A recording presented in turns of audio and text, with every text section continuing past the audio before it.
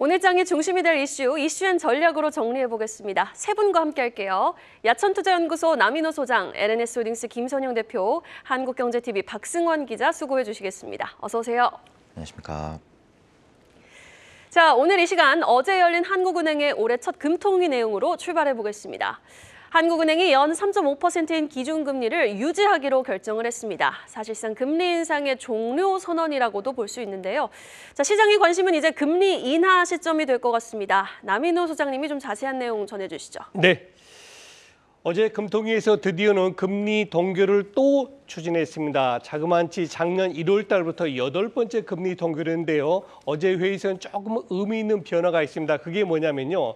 금융통화위원이 총 7분 아닙니까? 총재 빼고 6분인데 그동안에는 금융통화위원들이 모두 한 말이 뭐냐면 향후 추가 인상을 필요성을 검토하겠다. 이게 문구가 들어갔습니다. 그런데 어제 그 문구가 빠졌습니다. 그 얘기는 무엇이죠? 앞으로는 금리 인상할 그런 우려가 크지 않다 이것 아니겠습니까? 그래서 사실상은 금리 동결이 이제 금리 인상이 종료됐음을 알려주고 있습니다. 지난 2년 동안 우리나라는 1%에서 3.5까지 자그마치 7번이라는 꾸준한 상승을 보이는데요. 이제 실질적으로 금리가 동결되었다고 봐도 과중한 말이 아니겠습니다. 네, 물론 뭐 시장에서는 미국은 뭐 상반기에 금리 인하 가능성도 뭐 제기가 되고 있지만 한국에서는 상반기 내 금리 인하 가능성이 사실상 많지는 않기는 했습니다. 하지만 그 한은에서 어제 6개월 동안은 금리 인하 안 하겠다 이런 공식적이지는 않습니다. 이찬희 총재가 밝혔으니까 그런 입장을 내놨죠. 어떻습니까? 네. 그게 아주 정말 중요한 의미가 있습니다. 어제 이창용 총재는 그렇습니다. 향후 6개월간은 금리 인하가 쉽지 않다라고 했습니다. 그런데 과거에 2년 전에 이창용 총재가 한 말이 있습니다. 그 말 그대로 해보겠습니다. 한은은 대한민국 정부로부터는 독립적이다. 그러나 미국 중앙은행, 미국 FRB로부터는 그렇지 않다 그랬습니다. 이 뜻 뭡니까? 국내에 있는 정부로부터는 독립적으로 우리가 금리를 조절할 수 있지만 미국 FRB가 만일에 금리를 인하한다. 가정입니다. 이건 지금 뭐 금년 3월 달에 금리를 인하할 확률이 70%가 넘지 않습니까? 그래서 만일에 금년 3월 달에 미국 FRB가 금리를 인하시키면 4.75를 4.5나 4.25로 내리면 우리 한국은행도 가능성은 열어둔 거죠. 그러나 한국은행의 본업의 가장 본질적인 게 뭡니까? 물가 안정, 통화 안정 아닙니까? 그래서 일단은 금리 인하에 대해서는 어느 정도 간격은 두었지만 우리 절대 금리 인하 안 합니다. 이건 아닙니다. 앞으로 우리 경기에 따라서 금리 인하를 3개월 안에 할 수도 있다라고 저는 읽었습니다. 네, 그렇군요. 지금 아직까지 이제 미국하고 한국하고 금리 차가 꽤 납니다. 미국은 5.5, 우리는 3.5니까요. 이거 이제 미국이 낮추면은 이제 우리도 낮출 준비를 하겠죠. 자, 어제 거래에서 전자결제 관련주들 강세를 보였습니다. 코스닥에서 거래 중인 NHN KCP. 요게 이제 대표적인데요. 증권부의 박승환 기자가 지금 현장 여기 나와 있습니다. NHN KCP 5거래일 연속으로 뛰었다고요? 맞습니다. 11일 거래에서 개인 투자자들은 H&N KCP 주식을 90억 원 가까이 사들였습니다. 코스닥 순매수 3위에 올랐는데요. 기관 투자자들 역시 4거래일 연속 순매수를 이어가고 있습니다. 덕분에 지난달 단기 고점을 찍고 흘러내리던 주가, 당시 가격 되찾은 상황입니다. KCP는 코리아 사이버 페이먼트의 약자입니다. 2014년 NHN그룹에 편입됐는데요. 회사 이름처럼 온라인상에서의 결제 대행이 중심 사업입니다. 소비자들이 온라인 결제를 하려면 해당 쇼핑몰은 국내외 모든 카드 회사나 은행들, 통신사들과 계약을 맺어야겠죠. 일일이 계약을 맺고 지급 업무를 하나하나 주고받으려면 상당한 부담이 될 텐데 PG사들은 온라인 쇼핑몰들과 결제 회사들의 통로 역할을 한다고 볼 수 있습니다. 그럼 매출 90%가 지금 피지 수수료에서 나오는 거군요. 온라인 시장 파이가 커질수록 매출도 좀 덩달아 늘어날 수 있는 구조가 되겠습니다. 또 최근에는 이 중국 알리익스프레스 효과가 기대가 된다고요? 맞습니다. 코로나 팬데믹으로 온라인 소비가 폭증한 점이 KCP에겐 기회였습니다. PG 시장 점유율 1위를 지키고 있는데 증권가에서 결제 산업 대장주로 꼽는 배경입니다. OTT나 수입차 온라인 결제 등 굵직한 가맹점들을 분야별로 확보해 둔 점이 강점으로 평가받고요. 올해에도 적극적으로 국내외 신규 업체를 추가해서 20%대 중반 점유율로 1위 굳히기에 나설 것으로 예상됩니다. 알리익스프레스와 테무의 결제 서비스를 제공하는 점도 말씀처럼 긍정적입니다. 중국 직구족이 늘어나면서 거래 규모도 덩달아 늘어날 거란 예상인데요. 단기적인 이슈가 아니라 물가 상승과 소비 습관 변화에서 비롯된 하나의 트렌드라는 분석이 나오는 배경입니다. 지난 3분기 실적에 프로모션 비용이나 성과급 같은 모든 악조건이 이미 반영됐던 만큼 지루했던 감익 구간이 끝나가고 있다는 평가가 나오고 있습니다.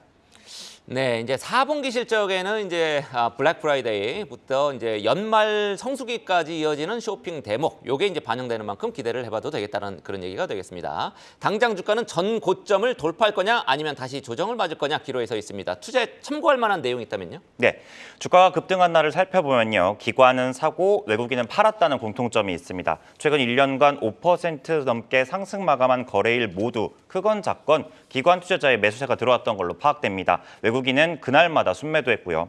거래 초반 각 주체들의 매매 추세를 투자 결정에 참고할 필요가 있어 보이는 배경입니다. 최근 석 달 투자 의견을 낸 증권사 5곳이 모두 매수 의견을 냈습니다. 목표 주가는 11,000원에서 16,000원 사이로 평균 13,000원대 수준입니다. 어제 종가에 비교하면 10%가량 높은데요.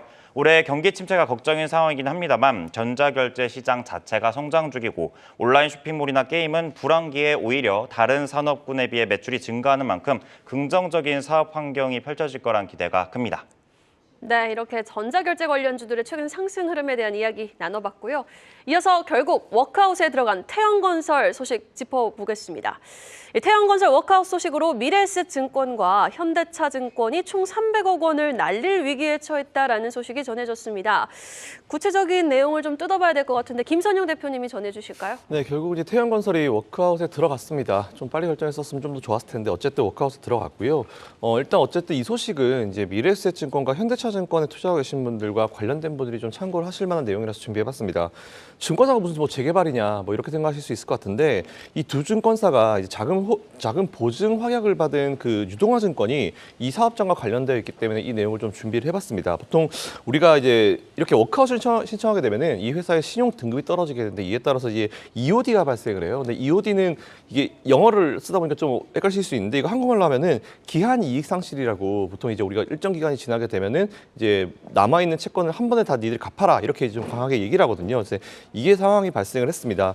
이에 따라서 이제 미래에셋증권이 보니까 한 100억 정도 그리고 현대차증권이 200억 정도를 이제 날리게 됐다라는 그런 기사 내용이 뭐 전반적인 어떤 큰 틀입니다. 네, EOD가 엔드 오브 데이인 줄 알았더니 그게 아니고 D가 이제 디폴트의 이제 D입니다. 안 좋은 거죠.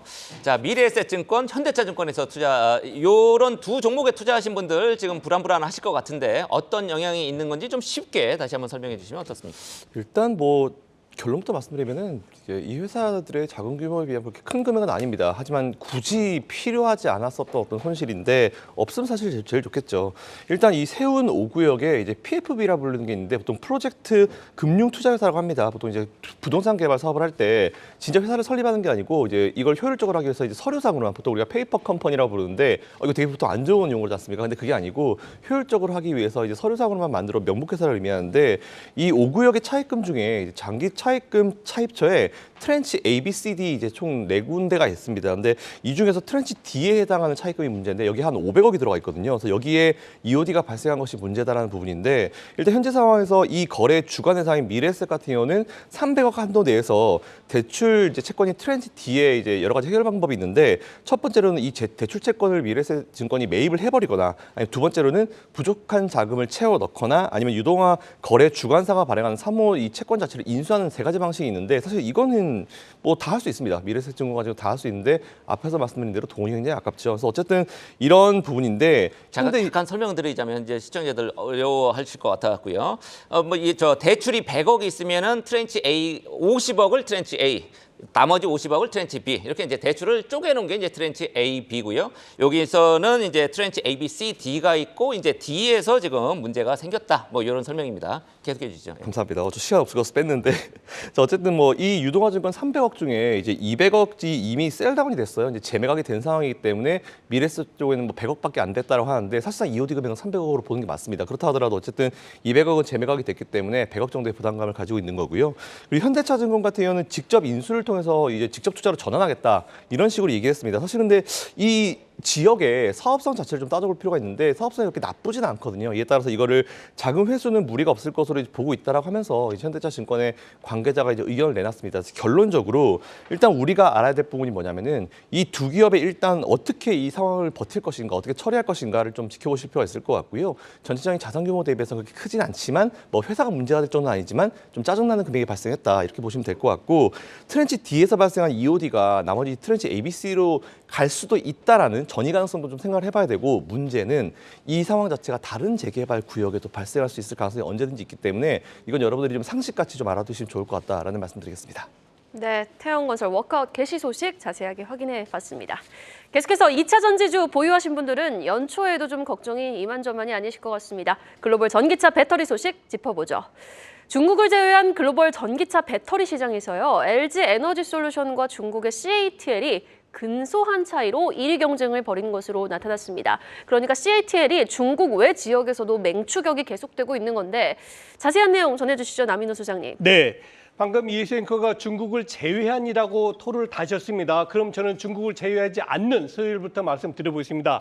전 세계 배터리 시장 1위는 CATL입니다. 중국 포함한 겁니다. 약 37%가 되고요. 그다음 2위가 바로 대한민국의 LG 에너지 솔루션입니다. 지금 13.6%, 다시 말해서 CATL보다 약 한 30%에 불과한 그런 순이고요. 그다음에 세계 3위가 중국의 비아드입니다. LG 엔솔하고 비슷한 그런 서열이고요. 4위가 일본의 파나소닉, 그리고 5위, 6위가 한국의 SK온과 삼성 SDI가 되겠습니다. 자, 이제 왜 제가 중국 외를 꼭 포함시켰냐? 중국에 보조금 주고 말고 다 빼서 한 거죠. 그럼 이제 중국이 보조금을 주기 때문에 중국을 제외하고 서열을 따지겠습니다. 바로 1위가 작년까지 LG 엔솔이었습니다. 그런데 작년 말부터 이 CATL이 너무나 빠르게 쫓아오고 있는 겁니다. 작년 말 기준으로 해서 LG 엔솔은 전년 동기 대비 40%가 증가했거든요. 그런데 이 CATL은 80%, 즉 LG 엔솔보다 2배 이상 성장하면서 그 비율이 어떻게 되는지 아십니까? LG 엔솔이 27.7%고요. 중국 CATL이 27.6%입니다. 거의 똑같습니다. 중국 밖에서도. 그래서 이렇게 된다면은 전 세계 그 전기차 배터리 시장에서 대한민국의 3사 LG 엔솔, 삼성 SDI, SK온이 50%를 넘었었거든요. 그런데 아쉽게도 어쩌면 금년에는 50포인트 미만으로 내려갈 수도 있겠다. 그만큼 지금 중국이 우리 대한민국의 배터리 시장을 잠식하고 있다. 이렇게 정리하겠습니다. 네, 역전될 가능성도 높아 보이네요. 자, 어제 LG 에너지 솔루션 시총 2위를 탈환하긴 했지만 어닝 쇼크 기록했었죠. 얼마 안 됐습니다. 2차 전지주 전반적으로 약세를 보이는 그런 계기를 LG 엔솔의 실적이 이렇게 만들었었습니다. 우리 2차 전지주의 부활을 믿어 의심치 않는 우리 투자자분들을 위해서 전략 어떻게 짜면 좋을지 조언을 해주신다면요. 네, 정말 참 이 어려운 답변 저 드리겠습니다. 저는 분명히 말씀드리지만은 전기차 시장이 점점 확산되고 성장 시장 맞습니다. 배터리 산업 앞으로 5년간은 계속 꾸준한 성장이 이루어질 겁니다. 그러나 중요한 건 뭐죠? 그렇게 해서 얼마의 돈을 버느냐입니다. 제가 추정키로는 일단 전기차 배터리 관련 3사가 전체 영업이익을 10조 원을 넘기가 그리 쉽지는 않을 겁니다. 당분간 올해나 내년에. 그런데 여러분 아시는 것처럼 반도체와 자동차는 어떻습니까? 10조가 문제가 아니라 20조, 30조를 넘습니다. 그렇다면 결론은 뭐죠? 바로 주식시장이라는 것은 돈을 얼마나 버느냐에 따라서 시총이 결정되기 때문에 저는 넘버1은 반도체로 두겠습니다. 넘버2는 자동차입니다. 그 다음에 넘버3가 바로 배터리 시장이 될 텐데 그럼 답이 나왔죠. 제가 늘 우리 여러분께 강조드리는 포트폴리오 반도체는 20%, 자동차는 10%를 차지하십시오. 그렇다면 결론은 전기차 배터리 관련주는 10%가 가장 적정한 비중이 아닌가. 이것보다 넘는 분들은 더 이상 사지 마시고 오히려 차익 실현 내시고 이보다 부족하다면 뭐 큰 폭으로 조정 보일 때 요즘 많이 내려갔지 않습니까? 이럴 때는 10%까지는 저는 추가 매입하셔도 문제가 없다라고 정리 드리겠습니다. 네, 위메이드가 어제 보통주의 추가 상장 계획을 아주 기습적으로 공시를 했습니다. 얘네들 왜 또 이럽니까? 지금 열받죠. 최근 미국의 비트코인 현물 비트코인 ETF 승인 기대로 주가에 훈풍이 불던 중이었습니다. 박 기자, 공시 내용부터 일단 설명해 주시죠. 네, 어제 장이 끝난 주였죠. 말씀처럼 위메이드는 추가 상장 공시를 내고 전환사채의 주식 전환 소식을 알렸습니다. 추가되는 주식 수는 10만여 주, 발행 가격은 4만 9천 원대입니다. 이번 물량은 지난 2022년 11월 키움증권에 내준 150억 원어치 3회차 전환사채권의 일부입니다. 용도는 당시 운영자금에 쓰겠다고 밝혔었는데 5년 만기에 1% 이자율로 찍어냈었습니다. 이 소식에 시간의 거래에서 위메이드는 0.9% 넘게 하락 마감했습니다. 정규장의 상승세를 모두 반납한 셈이죠. 최근 최초의 비트코인 ETF 상장이 미국 증권거래위원회 문턱을 넘으면서 가상화폐 관련주로 투심이 몰려든 바 있었죠. 3거래일 연속 랠리를 이어가던 와중에 생긴 돌발 변수가 주가에 어떤 영향으로 이어질지 관심이 집중되는 배경이 여기 있습니다. 네, 지금 위메이드는 위믹스 코인을 발행했다는 점에서 가상화폐 관련주로 묶이고 있는데 어제 관련주 가운데에서 상한가 종목들이 여럿 나온 걸 좀 감안을 해보면 상승세가 그리 크지 않았다고 볼 수 있을 것도 같은데요. 투심을 당기기엔 좀 부족했던 건가요? 맞습니다. 개인과 기관이 동시에 사들이긴 했지만 외국인 투자자들이 110억 원 넘게 순매도하면서 발목이 잡혔습니다. 실제로도 주가가 상승 마감하긴 했지만요. 시초가보다 마감가가 떨어지면서 음봉이 그려졌는데요. 지난달 초 동반 급등했던 하나투자증권이나 우리기술투자가 상한가를 찍은 점을 감안하면 말 그대로 따로 놀았다고 할 수 있죠. 가뜩이나 국세청으로부터 500억 원대 추징금을 부과받은 소식에 주가가 미끄러진 상황에서 이번엔 물량 이슈까지 또다시 터진 셈입니다.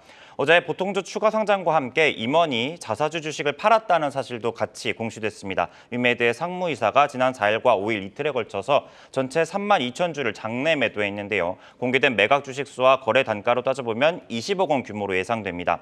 지난해까지 이어진 적자 행진을 끝내고 올해부터 실적 턴어라운드가 가능할 것이라는 전망 가운데 나온 소식이라서 주주들로서는 긴장감이 높아지는 상황이라고 할 수 있습니다. 네, 긴장보다는 열받는 거죠. 자, 위메이드, 위믹스 코인을 발행했다는 점에서 가상화폐 관련주로 묶이고 있습니다. 어제 관련주 가운데에서도 상한가 아니죠. 상한가 종목들 여러 나왔는데 위메이드 혼자서 별로 오르지 못했습니다. 맞습니다. 지금 그러면서 이제 통상 임원들 자사주를 팔거나 자기 주식 매도하면 시장에서는 악재로 통할 수밖에 없는데 물론 뭐 개인적인 결정이긴 합니다만 어제 뭐 또 긴급하게 팔았단 말이죠. 한 20억 원 정도 팔았다고 했고요. 모처럼 호기를 내부의 이슈로 갉아먹는 듯한 모양새입니다. 주주들 분위기 어떻습니까? 네, 요약해서 말씀드리자면 추가 상장 주식 수가 전체 주식 수와 비교하면은 그리 많지 않다는 의견과 많고 적고의 문제가 아니라는 의견으로 정리됩니다. 기존 위메이드의 상장 주식 수는 3,300만 주로 주식으로 전환되는 물량은 0.3% 수준에 불과하다는 거죠. 주가 희석을 걱정할 만큼의 양이 아니라는 주장의 근거인데요. 규모가 중요한 게 아니라는 의견이 여기에 맞서고 있습니다. 주식 추가 상장 자체가 기존 주주들의 매도 심리를 자극할 수 있다는 근거죠. 뒤통수를 맞은 기분이라는 하소연도 나오고 있습니다. 해당 전환사채 발행 공시가 2년 전에 나왔는데 투자를 결정할 때 이것까지 어떻게 확인하겠느냐는 거죠. 이번 공시 이후 위메이드가 전환사채를 발행했었다는 사실과 이에 따른 리스크가 투자자들 사이에서 퍼질 가능성이 높은 이유입니다. 지난해 줄곧 부진했던 주가가 모처럼 역전 시도에 나선 상황에서 전환사채나 임원의 지분 매도 소식이 투자자들의 결정에 어떤 영향을 미칠지 관심이 커지고 있습니다. 네, 밤사이 또 비트코인은 4만 9천 달러를 돌파를 했는데 이와 더불어서 위메이드의 개별 이슈 속 오늘 그룹주들의 주가 변동성 주시해 보셔야겠습니다. 계속해서 다음 소식 확인해 보죠. 이 주요 그룹 총수들이 현장 경영 행보에 나섰습니다. 올해 경영 로드맵에 윤곽이 서서히 드러나고 있는 가운데 이재용 삼성전자 회장이 6G 기술을 첫 행선제로 삼으며 어제 통신 장비주들 일제히 급등했거든요. 자, 김선용 대표님, 올해는 통신 장비입니까? 어떻게 보셨어요? 제가 작년에 경기 침체 되게 심했을 때 제가 대기업들이 어디 투자하는지, 투자를 하는지 안 하는지, 그리고 하면 어디 투자하는지 보시라고 말씀드렸는데 그 종목들 싹 다 올랐잖아요. 보실 필요가 있을 것 같습니다. 대기업 총수분들 뭐 새해부터 정말 열심히, 어떤 분들은 미국, 어떤 분들은 한국에서 정말 열심히 활동하고 계시는데 일단은 이재용 삼성전자 회장이 기술 개발을 삼성이 많이 어쨌든 삼성전자는 이제 기술 개발을 해야 될 입장이니까 기존 5G를 넘어서 6G를 포함한 차세대 기술 동향을 점검했다라는 그런 소식이 좀 들려왔습니다. 일단 통신 장비주 얘기를 해보면은 현재 온디바이스 AI뿐만 아니고 이제 자율주행이나 로봇 같은 것들이 상용화되면은 당연히 누가 뭐라 해도 트래픽이 엄청나게 증가할 수밖에 없을 것 같습니다. 이에 따라서 이거를 커버하려고 하면은 통신 장비주들을 우리가 계속 관심을 좀 가질 필요가 좀 있을 것 같고요. 이어서 어제 우리 증시에서 옵티코어 상한가를 비롯해서 뭐 센서뷰나 솔리드나 이노와이어리스, 뭐 RFHIC 같은 기업들도 다 좋은 모습으로 마감하면서 이거에 어떤 발맞춤을 좀 한 느낌이 있으니까 좀 관심을 가질 필요가 있을 것 같다는 좀 생각을 가지고 있습니다. 네, 5G도 이제 나온 지 얼마 안 된 것 같은데 벌써 6G 얘기 계속 지금 나오고 있다라는 얘기고요. 이 6G 기술 가운데 눈에 띄는 기업 어떤 게 있을까요? 일단 여러 개의 기업이 있습니다. 근데 앵커님 말씀하셔서 잠깐 저도 생각이 나서 말씀드리면 5G 그죠 나온 지 얼마 안 됐고 사실 5G 잘 안 터지잖아요. 네. 통신사들도 뭐 5G를 하냐 아니 이런 얘기가 나오고 있는데 사실은 이건 통신 관련이고 6G는 이제 제가 방금 이제 앞으로 말씀드리겠지만 뭐 자동차나 뭐 이쪽으로 좀 연결되는 새로운 이제 기술이라 보시면 될 것 같습니다. 이재용 회장이 어쨌든 새해 첫 행보로 이제 네트워크 쪽으로 이제 방문했다는 건 좀 의미가 큰 것 같아요. 보니까 2019년도 이후에 5년 만에 삼성그룹의 이제 첨단 기술을 연구하는 삼성 리서치가 있는데 이게 서울의 서초동에 있습니다. 그래서 그쪽에 방문해서 뭔가 이제 돌아봤다는 게 좀 의미가 있는 것 같은데요. 당초 6G 같은 경우는 원래 2030년 정도는 되어야지만 도입이 될 것으로 예상을 했는데 최근에 온디바이스 AI가 갑자기 확 올라와서 이제 좀 핫하죠. 그리고 자율주행이나 로봇이나 UAM 같은 기술들이 생각보다는 좀 더 빠르게 이제 기술 개발이 되고 있고 이쪽에 좀 뭔가 빠르게 진행되고 있는 부분이 있기 때문에 이거에 좀 발맞춰서 이제 6G도 좀 도입을 좀 땡기는 그런 느낌이 좀 있는 것 같습니다. 근데 이게 기술을 땡기는 것도 중요해요. 근데 이제 5G도 좀 그랬었잖아요. 땡기자 해가지고 결국은 지금 그죠? 땡겨는 놨는데 기술 개발을 해놨는데 이제 뒤수습이 안 되고 있잖아요. 근데 6G는 이런 경우가 좀 없었으면 좋겠다는 그런 생각을 가지고 있고요. 다른 거 다 두고 어쨌든 온디바이스 AI 하나만 좀 놓고 보더라도 트래픽이 엄청나게 증가할 것으로 판단이 되기 때문에 통신주와 장비주는 계속 관심을 가져야 됩니다. 근데 이 기업들이 왜 각광을 못 받냐면은 아니, 기술 개발 정말 잘해놨는데 이거 가지고 뒤수습을 못하니까 괜히 이 기업들이 뭐 이 속된 표현으로 잡주 같은 느낌을 받잖아요. 근데 그런 게 아니고 이 기술 개발을 잘해놓고 이걸 또 잘 활용을 해서 잘 우리가 이제 이용을 할 수 있게 해야 되는데 아직까지는 그 시스템이 그 프로세스가 좀 완벽하지 못한 것 같습니다. 근데 6G는 좀 그거에 대해서는 잘했으면 좋겠고 5G도 좀 잘 됐으면 좋겠다라는 생각을 가지고 있고요. 일단 최근에 좀 많이 좀 좋은 모습을 보인 기업들 중에 제 눈에 띈 기업이 두 개가 있었는데 RFHIC랑 이노와이어리스가 좀 눈에 띄었습니다. 뭐 잘 아시겠지만 RFHIC 같은 경우는 5G 기지국을 구축하는데 이제 질화 갈륨 트랜지스터가 필요해요. 근데 이거를 개발해서 삼성전자를 비롯해서 이제 국내외 통신사에 공급하는 기업이고 작년까지는 이제 방산 배출도 좋았습니다. 게다가 또 제가 제일 좋아하는 유보율도 2000% 돈이 많은 기업이죠. 그렇기 때문에 한번 관심 가져보시고 공부해 보시면 좋을 것 같고요. 그때 이름이 너무 어렵네요. RFHIC. 예, RFHIC라는 기업입니다, 여러분. 네. 두 번째는 이제 잘 아실 겁니다. 이제 이노와이어리스. 이 기업 같은 경우는 유무선을 자동으로 측정을 하는 어떤 센서, 이제 제어 개발 시스템을 연구하는 기업인데 일단 최근에 5G가 나오고 어드밴스드가 또 나왔어요. 조금 더 업그레이드 됐죠. 6G의 중간에 이제 브릿지 정도 느낌을 보시면 될 것 같은데 이거에 대한 상용화의 기대감이 좀 커지고 있는 상황입니다. 이에 따라서 국내 유일하게 이제 상장한 스몰셀 기업이기 때문에 이 두 기업 관심 가져보시면 좋을 것 같고요. 둘 다 유보율이 높습니다. 제가 유보율 계속 말씀드리는 이유 아시죠? 금리가 높기 때문에 돈 많은 기업이 지금은 최고다라는 말씀드리겠습니다. 네, 알겠습니다. 통신 장비주 올해는 좀 달랐으면 좋겠습니다. 반등을 한번 기대해 보고요.